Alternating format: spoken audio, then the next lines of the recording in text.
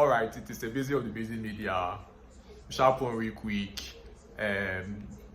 Two former heads of state of Nigeria talking about General Yakubu Gowon and former President Olusegun Obasanjo. Two people that they respect, not respect per se, but are they happy for because they are still alive to witness our recent democracy and how things are playing out in Nigerian politics. So far, so good.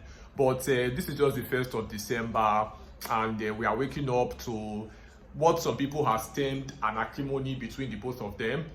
What happened? Both of them were special guests of honor at a Christmas carol, and a Christmas carol, the cause of it wahala when happened for Plateau State. And so during the speech of former President Yakubu Gowon, he pointed out a very shocking revelation that has thrown the whole media and social media space and broadcasting space agog by revealing that he was the one that pleaded with former President Abacha to spare the life of the former General Olusegun Obasanjo, who was imprisoned in 1995 for alleged coup d'etat against the presidency, the military president of Abacha. So Abacha, as at that time, imprisoned Obasanjo. Obasanjo, you recall, was in prison for about 3 years, talking about from 1995 to 1998, where he was released. And from prison, just like Joseph in the Bible, he became the president of Nigeria. And Yakubu Gowon also pointed this out during his speech, that he was happy that after he sent his wife on that very day, he wrote a letter to President Abacha to spare the life of General Olusegun Obasanjo as at that time. And this has sparked off a lot of reactions, like as I said, because many people have seen the reaction because Obasanjo don't reply, and Obasanjo during a statement has said that he wasn't aware that that Yakubu Gowon actually wrote a letter to plead for his life, that when he was released from prison, he went around the world, Africa and the globe, to thank those that were involved in his, that prayed for him and were involved in his release. Is this a diplomatic statement, or is it a statement, is it a funny statement from Obasanjo? Is it a sarcastic statement, so to say? Because the statement that he made, that he went across the world to thank people that prayed for him and actually opted for his release.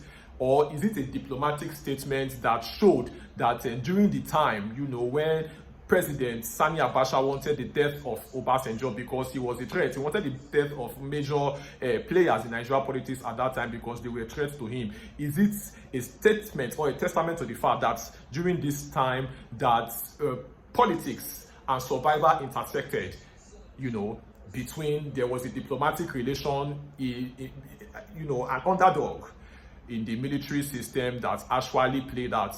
Is Obasanjo serious, or is it a sarcastic statement? Tell me what you feel about it. But if you ask me again, I think that many Nigerians are saying that these two guys should just leave the nation alone, because the fact is, even if you ask me, what we are suffering in this country today, they cannot be excused out of it because they were the founding fathers. So we cannot really exonerate them out of the insecurity and crime and problems that we see in the nation today, because these were the people that actually laid the bed for our for what we are enjoying. And Obasanjo is even the first democratically elected president of Nigeria in our recent democracy. So a lot of people are saying that these two should just that they have brought a lot of things in the country, that the future generation should be allowed to carry out on the trajectory towards ensuring that this nation reach a better height. So what's your take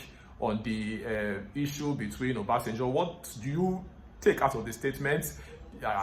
Because obviously the late General Sani Abacha is no longer alive for us to ask him the question if General Yakubu Gowon is actually involved in while Obasanjo's life was being spared. But if you look at it again, it's still a matter of power tussle and electioneering. I think that most of these our first and old politicians still wants to play actively in Nigerian politics, and by now they should be retired, but one way or the other they are coming to play the sense after they were given an opportunity to lead the nation. What is actually their record and what is the way forward for Nigeria as a nation? It's busy of the busy media, and I thank you for coming on to mention.